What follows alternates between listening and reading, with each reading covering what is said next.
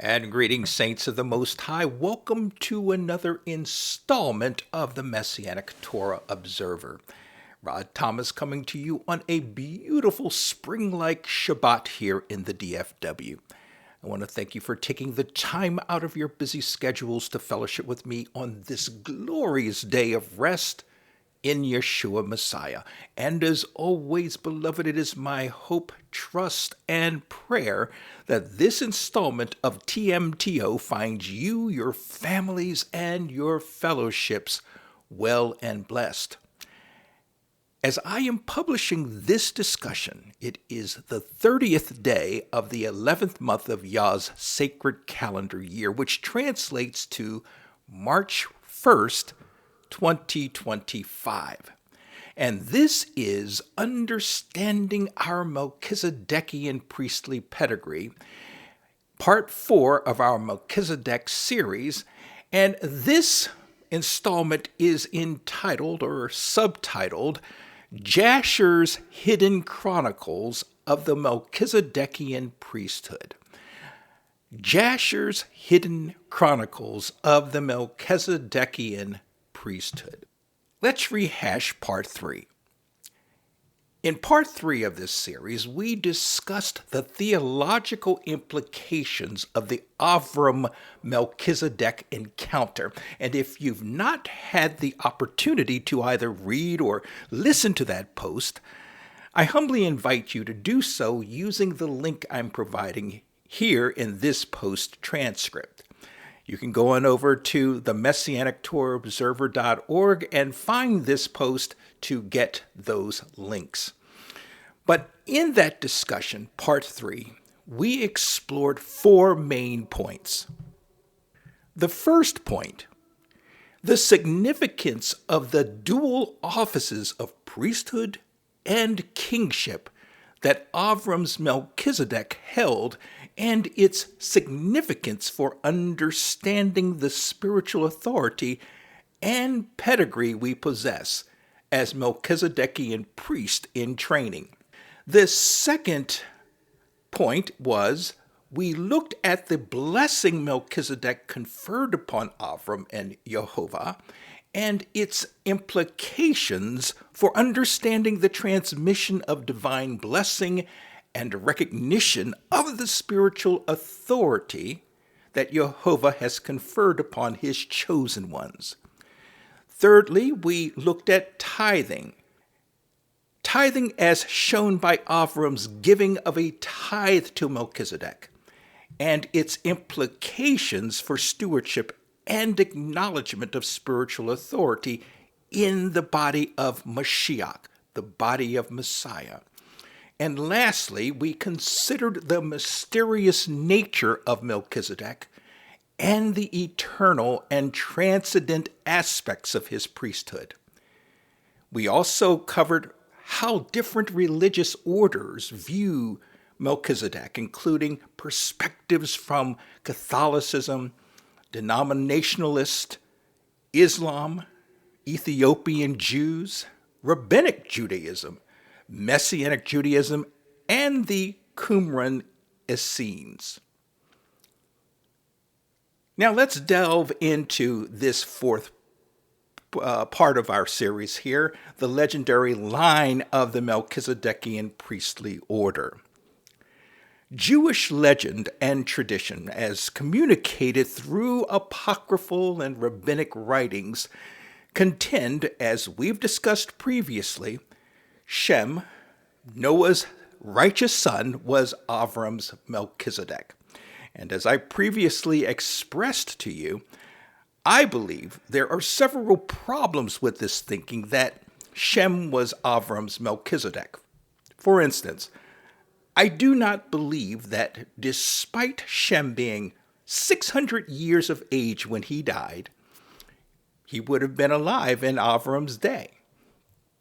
And then there's the fact that there is no canonical biblical evidence to Shem's generation coexisting with Avram's generation, or even that Shem was in fact Avram's Melchizedek.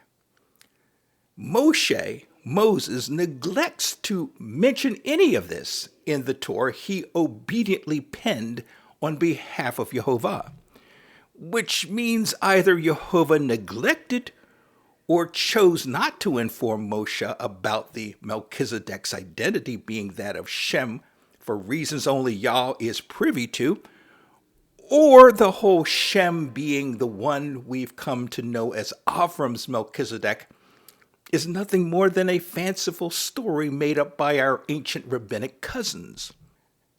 Beyond the story of the Melchizedek, I believe the Book of Jasher to be a sketchy one at best, and is not to be a trusted source for ancient Hebrew history, at least not trusted as a lone source of ancient Hebrew history. I will say, however, that it holds many truths that our canon of Scripture verifies or certifies. What's that old adage? Even a broken clock is right twice a day. So the logical question you may ask yourself is, why am I inserting into our discussion of Melchizedek Jasher's portrayal of him? Amid those passages that contain accurate historical references, much of Jasher is simply fantastical storytelling. And this is the reason, I believe, why Jasher was not included in the final canon of writings that make up our present-day Bibles, the canon of Scripture, and why even the Qumran Essenes did not have even a single copy of it in their Dead Sea Scrolls cache. Well, I was led to return to Jasher's treatment of Melchizedek because, whether we choose to believe it, even the sketchy text of what we have been led to believe is that Jasher reflects some of the important views, some of the important understandings, the beliefs of our ancient rabbinic cousins regarding the Melchizedekian royal priestly mystery. And despite the sketchiness that this supposed Shem Melchizedek connection or relationship imposes upon our sensibilities, there's a lot we can learn about our Melchizedekian pedigree. You see, legends, folklore, and traditions, as much as they may appear to be fake news to us today, well, they are based upon a modicum of truth. Could Shem have been Avram's Melchizedek? I'd say it's unlikely, but it's not impossible. I wouldn't want, let's say, to stake my life upon the answer to that question. But for the sake of this discussion, let's just play along with the Jasher narrative regarding Melchizedek and accept, at least for now, that Shem was Avram's Melchizedek. Jasher, chapter 16, verses 10 through 12, records Avram's encounter with the Melchizedek, similar to Moshe's description in Genesis, or Bereshit, chapter 14, verses 17 through 20. But Jasher has the following embellishments. The first being, the Melchizedek is referred to as Adonizedek. The second is, he is identified as Shem, Noah's or Noach's son. 3. This man, along with members of his community, not just him alone as we find in the canonical book of Genesis, his whole community, apparently, according to Jasher, went out to meet the triumphant Avram, bearing bread and wine. Recall from the first half of Genesis chapter 14 that Avram pursued and defeated Kedorlaomer's federation of thugs who waged carnage on the city-states of the plain. Fourth, this meetup took some time, as the Jasher text records. Quote, and they remained together in the Valley of Melech, or the Valley of Kings, end quote. Though such lengthy meeting was indicated from Moshe's account. Fifth, the Jasher text omits Shem's or Melchizedek's blessing of Jehovah, which I find to be curious. I find this curious because I recall reading one ancient rabbi's opinion that this Melchizedek lost his priestly office because he blessed Avram before he blessed Jehovah. So, to see that Jasher omitted the Melchizedek's blessing of Jehovah is somewhat surprising to me. And sixth, the year Jasher assigns to this meetup is 2021 from creation. And Avram would have been 73 years old at that time, at least according to the text. Jasher contends Shem lived to be 600 years of age, placing the year of Shem's death at 2158 from creation, 2,158 years from the creation. Absent the year of his passing, however, Moshe corroborates Shem lived to the ripe old age of 600. Genesis chapter 10, verses 11 and 12. Shem fathered Apakshad. Apakshad fathered Shelah. And Shelah fathered Eber. Now, Eber is the father of the Hebrew nation. And according to the Jasher accounts, it is Eber, the great-grandson of Shem, that Shem passed his prophecy school to.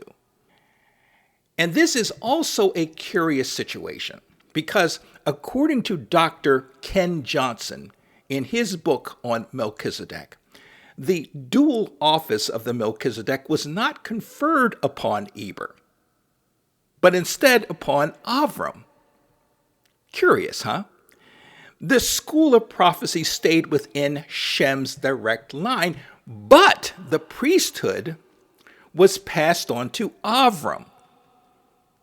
And it would seem, if we continue to follow this narrative in Jasher, let's say, that Shem, or the Melchizedek's meetup with Avram, was not just to congratulate Avram on his victory over Kedaliamer and his hordes, but also to confer the Melchizedekian priesthood upon Avram.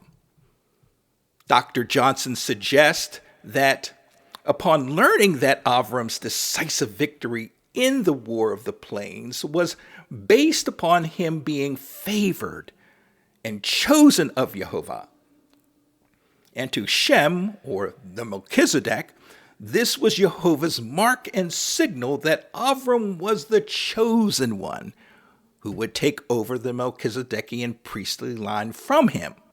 Consequently, it was the bread and wine and blessing ceremony that commemorated this passing on of the Melchizedekian priesthood to Avram. So, according to the Jasher account, a single man in each generation held the Melchizedekian priesthood. Or they were, let's say, the Kohen HaGadol, the high priest of the Melchizedekian priesthood. And that priestly line went as follows. The first Melchizedekian priest was Adam. The second high priest was Canaan.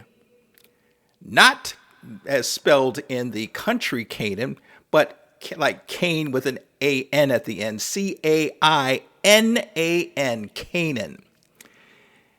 The third Melchizedekian priest was, or Melchizedekian high priest was Enoch. Of course, that makes sense to me if you're going to be along these lines of these righteous men who would take on this dual priestly role of the Melchizedek. Enoch makes sense. But Enoch is a massive study all on its own, and we would go down many rabbi holes if we took his study on. We won't be doing that here, at least not today. The fourth high Melchizedekian priest is Methuselah, the oldest man in scripture or recorded scripture history. You remember he lived to 969 years old. Wow. And then we come up to Noah, the fifth. The so-called Testament of Noah. And the Testament of Noah is an ancient pseudepigrapha text that is mentioned in the apocryphal books of Jubilees and First Enoch, and was amongst the cache we know today as the Dead Sea Scrolls, records the legend that after Noah's drunken nakedness incident, that it was revealed to him in a dream that Jehovah instructed Noah to pass down the Melchizedekian priesthood to his righteous son Shem. This is in the Ancient Testament of Noah, column 14 and 15. Now, if you have any interest in these pseudepigraphal or apocryphal writings, you can go to the website Early Jewish Writings, writings in plural, earlyjewishwritings.com.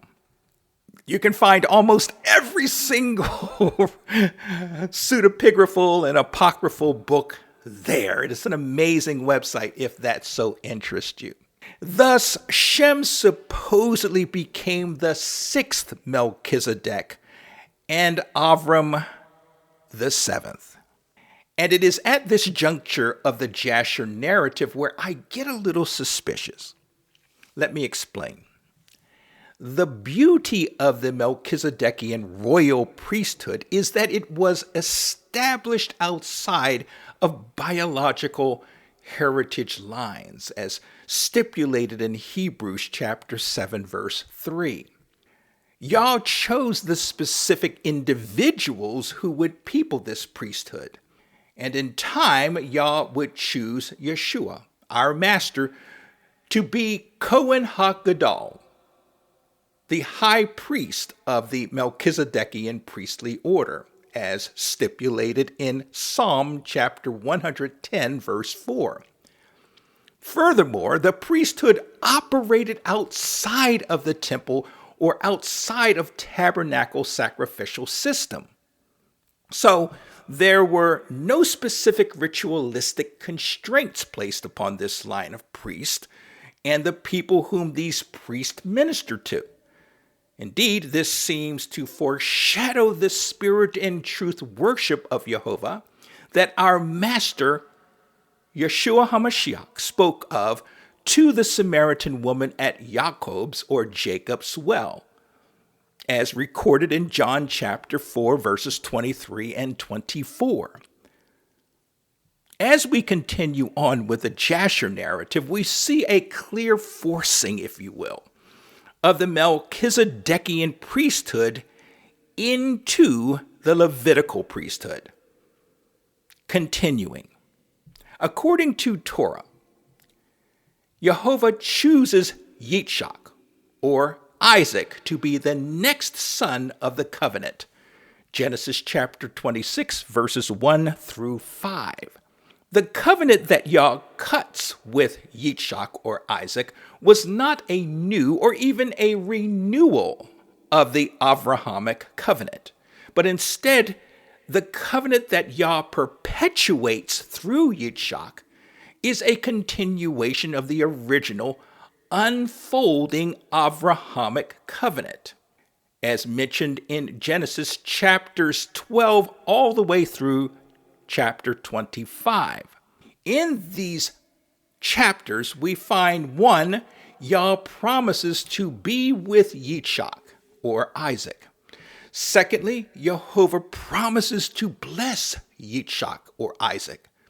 Third, Father promises to give or pass on to him and his seed the land he promised to his father, Avraham. 4, all that Yah had declared he would do for Avraham, Yah promised he do for Isaac or Yitzchak. Fifth, Yitzchak or Isaac's seed would be as numerous as the stars of heaven. And sixth, it would be through Yitzchak or Isaac's seed that, quote, all the nations of the earth would be blessed, end quote. And we know that blessing would be the passing on of the oracles of Yah to the people nations of the world, and salvation, redemption, and restoration to humanity through Yah's glorious Son, Yehoshua HaMashiach, Yeshua Messiah. So why did Yah choose Yitzchak or Isaac to perpetuate the covenant he cut with Avraham? He did so because Avraham obeyed Jehovah's voice. Avraham kept Yah's charge, that is, Yah's mismeret, or that which was to be guarded or held in trust or obligation or service or duty. Because Avraham kept Yah's commandments. Avraham kept Yah's statutes, that is, Yah's chukah, or ordinances or customs, his regulations and so forth, such as the steadfast keeping of Yah's Moedim, his set-apart days, his feast. And he kept Yah's laws, Yah's Torot, or Yah's Torah, Yah's halakha he walked in. Continuing with our Jasher narrative, after Sarah's, that is Avram's wife, Yitzchak's mom, after Sarah's passing, Avraham sends Yitzchak or Isaac to Shem's school of prophecy to, according to the Jasher text, quote, learn the ways of the Lord and his instructions, end quote. Jasher 24, verse 17. Now, this is not the first time Jasher mentions this so-called school of prophecy that was supposedly started by Noah or Noach and his son Shem. One could argue that Enoch also ran such a school during his time, ministering to his corrupt generation. And of course, Enoch was, as we just mentioned, the third Melchizedek in history, according to Jasher.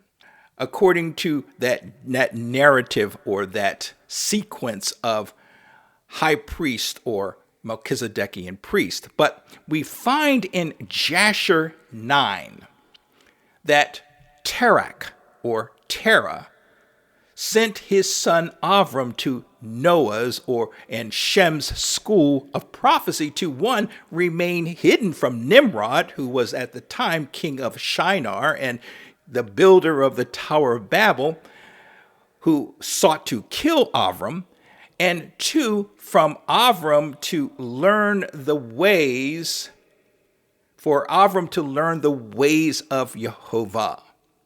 And so the Jasher text declares Avram remained in Noah or Noach's home and attended his school for 30 years. Interestingly, Jasher does not indicate that Noah and Shem saw Avram as a potential Melchizedekian priest, at least not at that point in Avram's life, his young life. It seems it was not until Avram met the Shem Melchizedek in the valley of the Melech, or the valley of the king, that Shem recognized Avram's royal priestly potential. Now, there are a few things that bother me about Jasher's claim that Avraham sent Yitzchak to Shem's and Eber's school of prophecy. One, to me, it's doubtful that Shem would still be alive. I've stated this before, and that he'd be running this school at that time in history. Think about it. Avraham is 100 years old when Yitzchak or Isaac is born to him and Sarah, Genesis 21, verse 5. And despite Shem being of that last grouping of humans that lived for many centuries, 600 years to be exact for Shem, it seems to me a stretch that he was still alive when Yitzchak or Isaac was a young man. But the Bible's canonical texts are silent on this. And there is no such mention of such a school, much less a school where Shem was still the president of said school. But I leave the possibility of such a thing on the table for further discussion.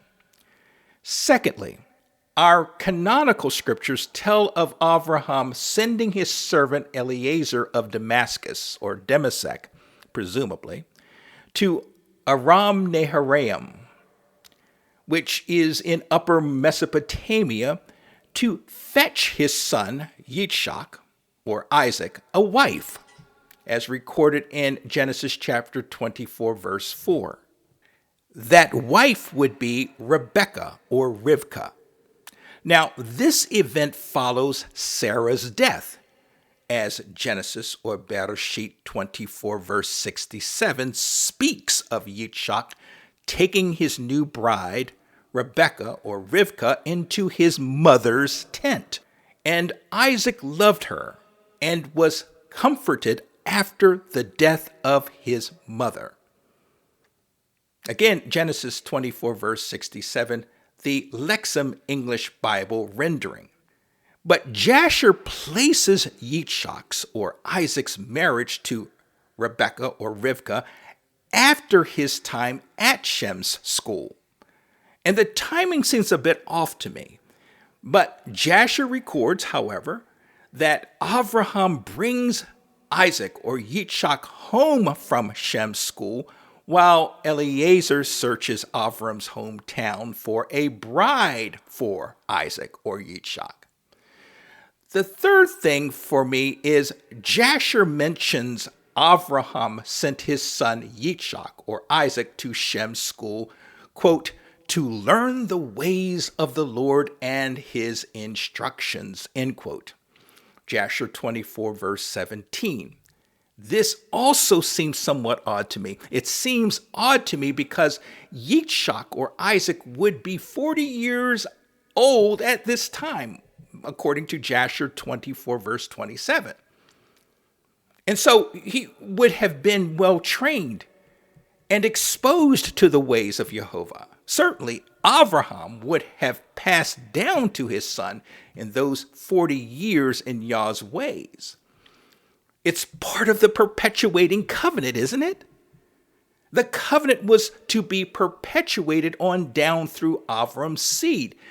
But this is just my thoughts and reflections on this complex story as it relates to the Jasher account of Melchizedek.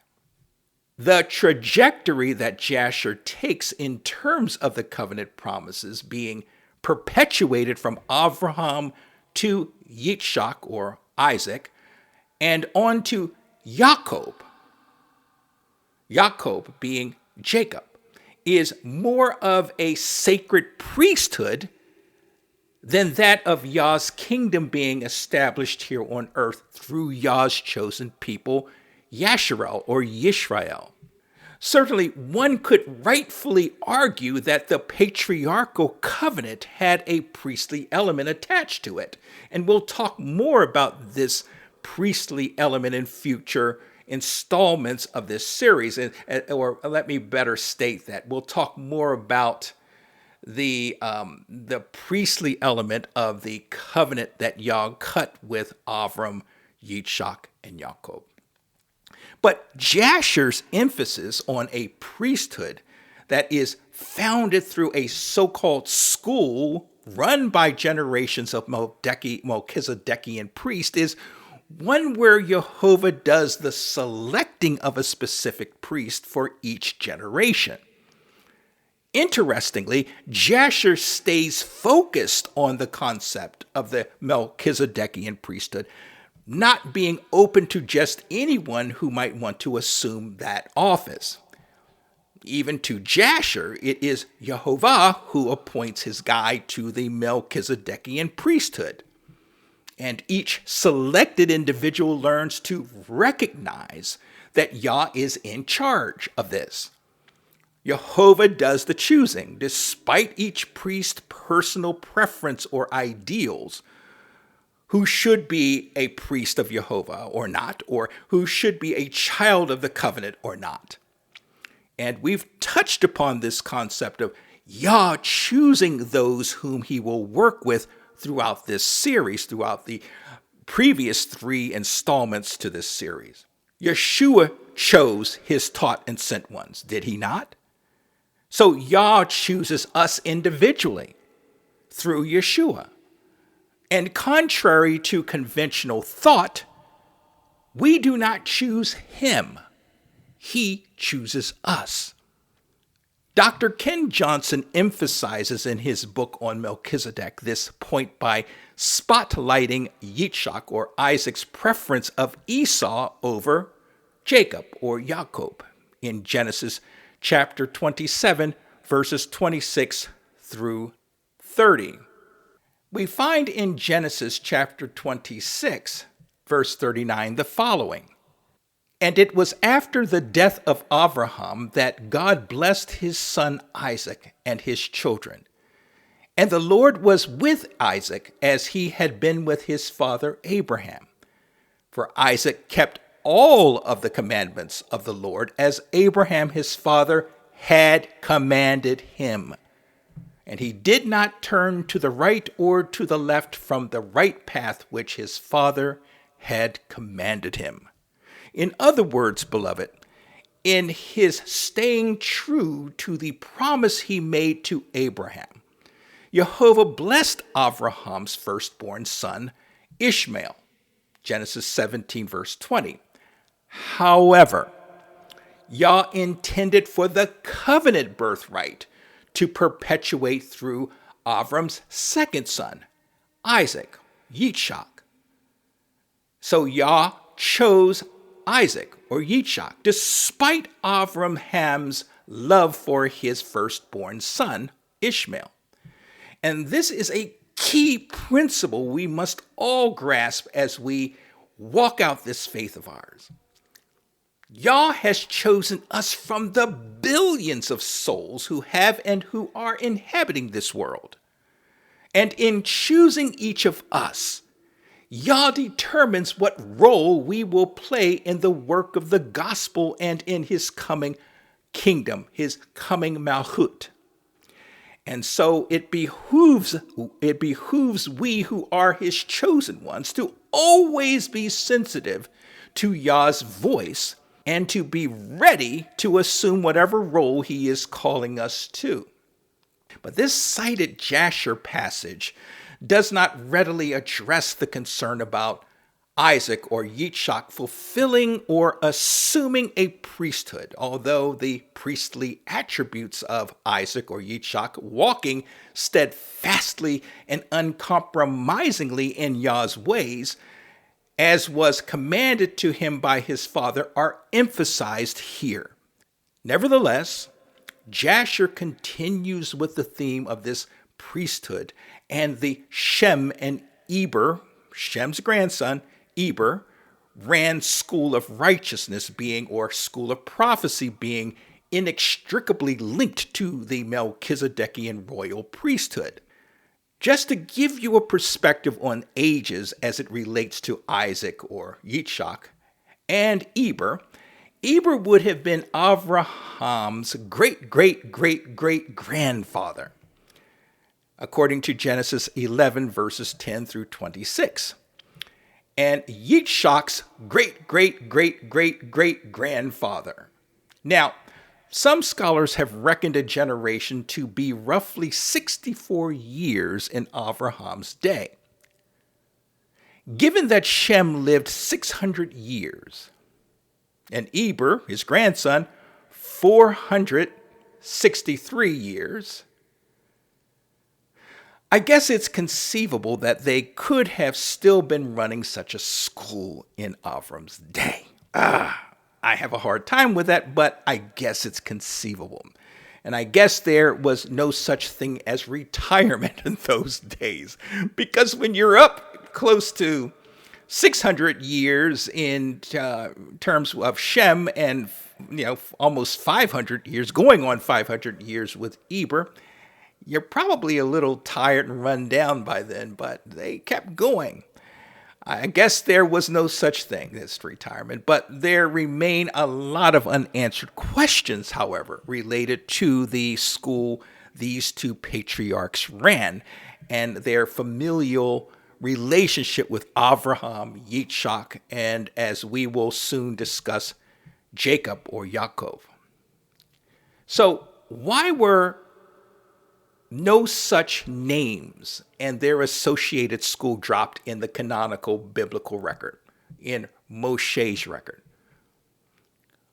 Are we talking about a formal school or a community of righteous souls who gathered together to worship and learn of Yah, learn about Yah's ways?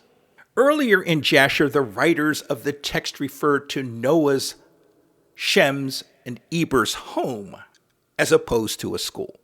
So did these patriarchs run the school from their home?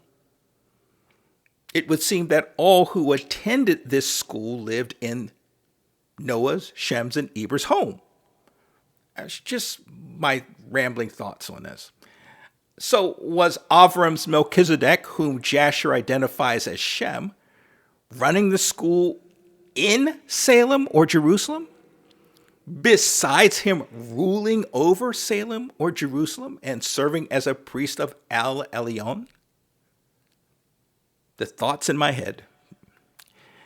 The Jasher Melchizedek narrative continues, whereby Isaac or Yitzchak sends his son Yaakov or Jacob off to Shem's and Eber's home, or Shem's and Eber's school of prophecy or school of righteousness, to learn Yah's ways. And the text states Yaakov or Jacob lived in the patriarch's house or home for some 32 years. Jasher 28, verse 18. Now, this arrangement comes, yet again, amid a father's preference or the birthright protocol being passed by. Yah again does the choosing. Here, Yah chooses Jacob or Yaakov to perpetuate the covenant. And we will see in just a few the Yah's covenant selection of Yaakov or of Jacob also includes Jacob or Yaakov becoming the next Melchizedek. Not according to the canonical biblical record, but according to the Jasher biblical or the Jasher accounting of Melchizedek.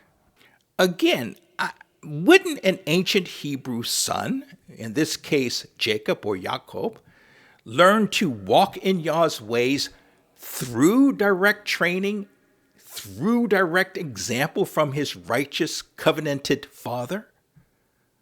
Why the need to send the son off to relatives to learn the ways of Yah when you, the father, have been walking in those ways most of your adult life? I'm wondering, could this have been maybe a subtle allusion to Rabbinic Judaism's eventual establishment of places of learning like yeshivas or yeshivas to train Jewish boys in the Jewish religion? Could this have been, this concept of the school of prophecy, been an insertion into the Jasher text, tongue-tied, to kind of promote this idea of a school where the dad sends their sons off to learn about not Torah as much as it is to learn about the Jewish religion, about Judaism? Just thoughts. Indeed, Jehovah chose Jacob or Yaakov to perpetuate the covenant he'd cut with his fathers Avraham and Yitzchak or Isaac. Genesis chapter 28, verses 12 through 16. Now, it is with Jacob's or Jacob's attending Shem's and Eber's school of prophecy that this narrative takes on a dramatic twist or flair. You see, Shem dies at the ripe old age of 600 years, as we previously mentioned. And this prompts Jacob or Yaakov to return to Hebron and his father Yitzchak or Isaac's home, This according to Jasher chapter 28, verses 24 and 25. In other words, the school was about to shut down when Shem dies. So Jacob, or Jacob, is sent back home to his father. Eber dies just 29 years later. I guess we can safely conclude that their school of prophecy ended with the death of Eber.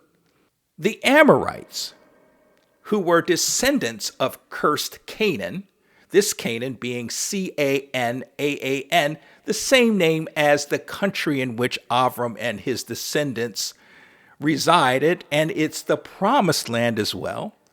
But the Amorites were descendants of cursed Canaan, son of Ham. They were living in the northern part of Canaan, Syria, and the Transjordan, according to Genesis chapter 9, verse 25. And these, quote, seized control of the area where the school of prophecy once operated. And I assume that this school of prophecy was in Salem.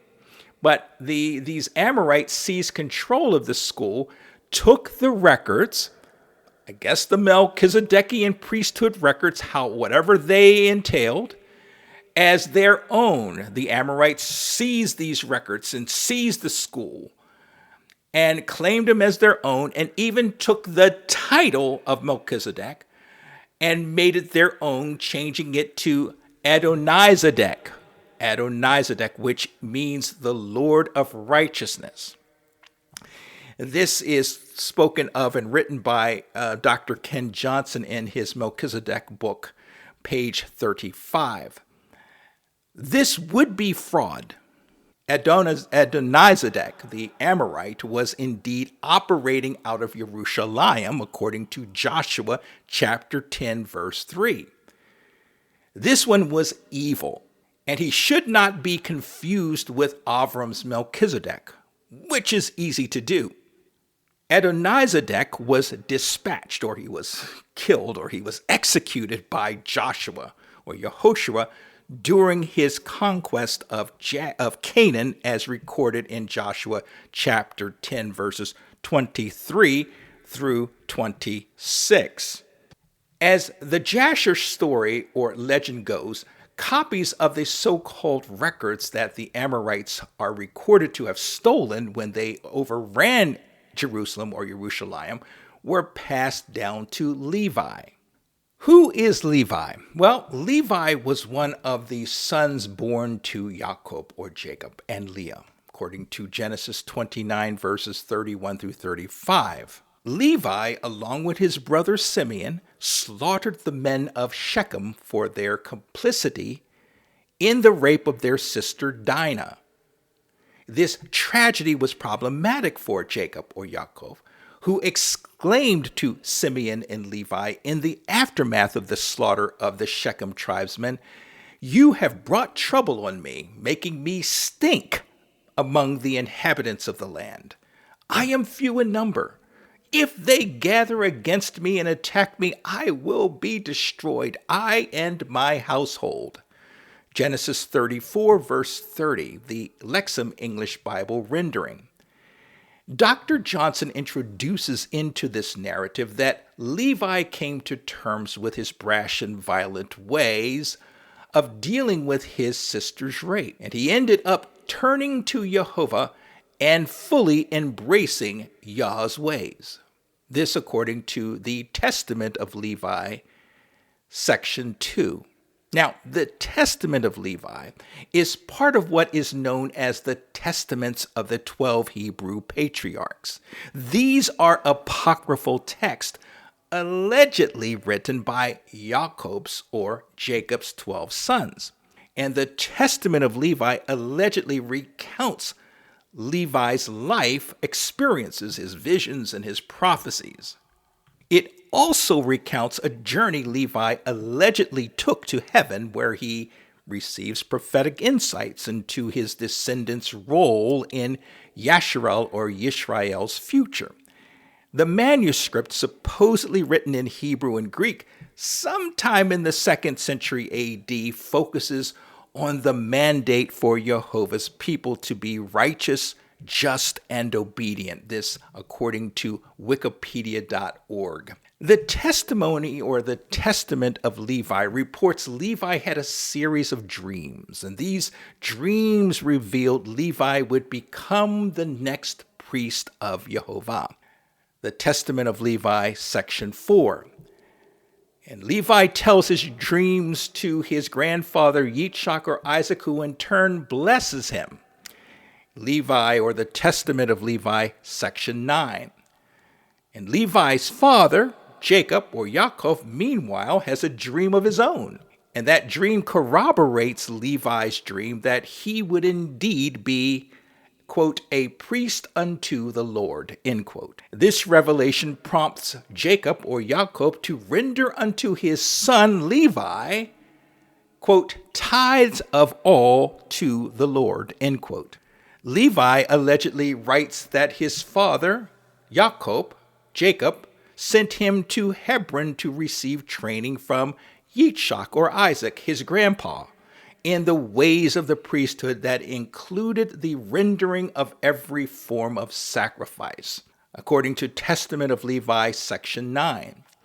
Now, here's where things get even more interesting.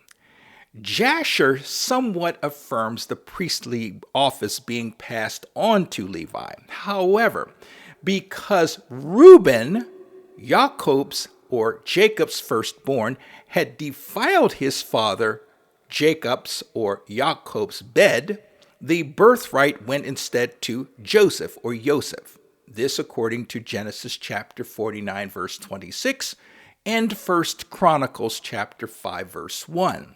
Furthermore, the office of the king went to Judah. Jasher chapter 36 verse 15. The dual offices of Melchizedek then would not be reunited into a single individual until Mashiach came, until Messiah came, Yeshua. And it was clear from Jacob's or Jacob's blessing of his sons on his deathbed that the Mashiach, the Messiah, would be of the tribe of Judah. Thus, by birth, Yeshua was born king of Yisrael or Yasharel. However, it would take an act of Jehovah Most High to confer the office of priesthood upon him, Yeshua, since Yah from the time of Jacob or Jacob to Yeshua's day confined the office of priest to the tribe of Levi. Remember, Yeshua was of the tribe of Judah. He is often referred to as the Lion of the tribe of Judah. So from here, Levi passed down or passed on the priesthood to his son Kohath. This according to the Testament of Kohath, along with the records from Eber's school. Kohath taught his sons all the ways of the priesthood, and he then passed the priesthood or high priest office along with the records on to his son Amram. While in Egyptian bondage, Amram passed the priesthood or high priestly office along with the records on to Aaron or Aaron, the brother of Moshe. And so it was at this point in Israel's or Yasharel's history that Yah restricted the priesthood to Aaron's line, Exodus 28 verse 1. But did this restriction of the priesthood to Aaron's line rule out the existence of extra Yisraeli priest in the world? Israelite priest, extra Israelite priest in the world, like Avram's Melchizedek, who held both a priestly and royal office as a single individual, but was not involved in Abraham's covenant relationship. Is it conceivable that Jehovah Most High had priests operating outside of Yasharel? I wouldn't rule out such a thing. The individual that comes to my mind who might have been an extra Yisraelite priest outside of Israel priest of Yah is Jethro. Recall Moses described that Jethro was a priest of Midian. And after learning of the great exploits Yah wrought on behalf of Yasharel or Israel, Scripture notes that Jethro began believing in Jehovah, that he was the one, the great I am, the God above all gods. Exodus 18 verses 1 through 12. So let's step back a little bit. And starting with Aaron, Dr. Johnson summarizes the high priest lineage up to this point in biblical history. So the first one is Aaron. The second one is Eleazar. The third, Phinehas. The fourth, Abishua. The fifth, Buki. The sixth, Uzi. The seventh, Eli. The eighth, Ahitub. The ninth, Ahiah. The 10th, Ahimelech. The 11th, Abiathar. The 12th, Zadok, of whom we spoke at length in part 3 of this series. From Zadok, the high priestly line went as follows. We have Zadok, number 1, then Ahimaaz, forgive me for butchering these names, I am not a Hebrew scholar. The third is Azariah. The fourth, Yonan. The fifth, Azatiah. The sixth, Amariah. The seventh, Ahitub the second. The eighth, Zadok the second. The ninth, Shalem. The 10th, Hilkiah. The 11th, Azariah the fourth. The 12th, Seraiah. The 13th, Jehozadak. And the 14th, Yeshua or Yehoshua, son of Jehozadak of the post-Babylonian captivity era. From here, about 175 BC, the Zadok priestly line was exiled or deposed. The Zadok line's self-exile, as we mentioned in part 3 of this series, came to an abrupt halt during the Maccabean era, as the true priests of Jehovah were forced by the Greeks to either compromise the sacred tenets of their order or be executed. Indeed, most of the Zadokim stood firm in carrying out their sacred duties. Sadly, these were murdered by their Greek overlords, but the bulk of the politically correct Levites, however, in order to save their skins, forsook the priestly ways of Yah, which resulted in the temple falling into utter defilement. Nevertheless, it is alleged by some that many surviving Zadokim recognized beforehand that which was about to befall their nation and their priestly order by the hand of the tyrant Antiochus Epiphanes. So, legend has it that these collected all the priestly records and hightailed it out of Jerusalem and onto their new abode in Qumran. We covered much of this in part 3 of this series. Clearly, Yah's hedge of protection was firmly implanted around about the Qumran Zadokim at this point in Yasharel or Yisrael's history. This reality occurred amid the centuries-old apostasy of temple operations under the compromised leadership of the Sadducees and Pharisees.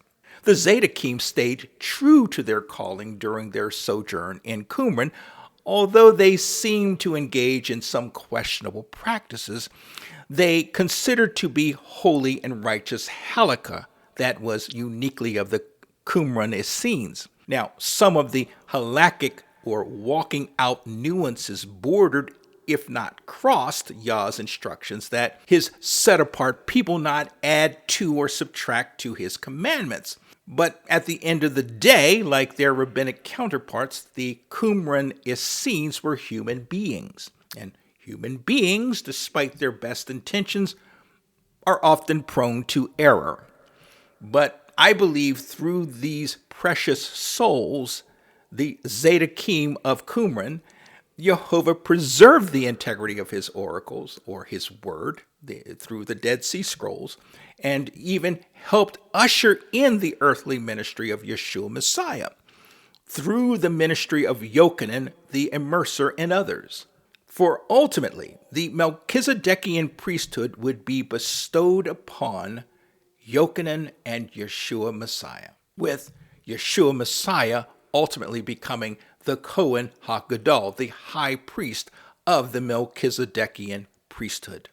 I don't buy that which Jasher is trying to sell, at least not the whole kit and caboodle.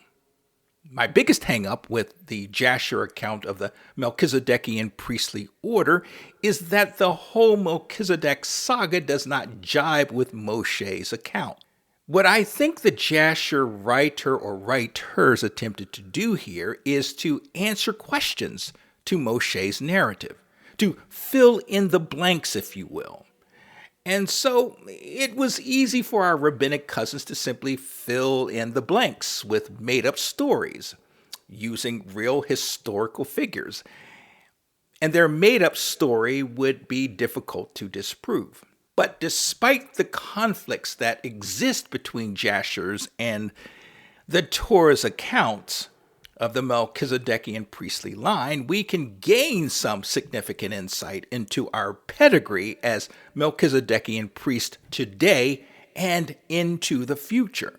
Jasher's account of the Melchizedekian priestly line emphasizes Hebraic concepts of righteousness, priestly conduct, obedience, steadfast commitment to the faith, learning and growing in our spiritual vocation, the spiritual vocation we've been called to, service, covenant. These concepts and others, they form the foundation of our priestly pedigree. Without these essential spiritual elements operating in our lives, even today, we are grossly unprepared to assume our priestly calling. For as the so-called ancient Book of Jasher portrays the patriarchs that attended Shem's and Eber's school of prophecy, today we are too, in a sense, students of Yehoshua's great school of prophecy. Thus, the reason for my statement at the close of each of these posts, may you be most blessed, fellow saints in training. Indeed, we are in a season of training, in a season of preparation, and that preparation is not only to prepare us to minister and fulfill the commission that our Master gave us, or to prepare for the dark days ahead as we enter the end times, but more so to prepare us to assume royal priestly offices in the Malchut Elohim, the kingdom of Yehovah. Revelation chapter 5, verses 6 through 10. And I saw in the midst of the throne and of the 4 living creatures, and in the midst of the elders, a lamb, standing as though slaughtered, having 7 horns and 7 eyes, which are the 7 spirits of God, of Yah, sent into all the earth. Verse 7. And he came and took the scroll from the right hand of the one who was seated on the throne. Verse 8. And when he took the scroll, the 4 living creatures and the 24 elders fell down before the Lamb, each one of whom had a harp and golden bowls full of incense, which are the prayers of the saints. Verse 9.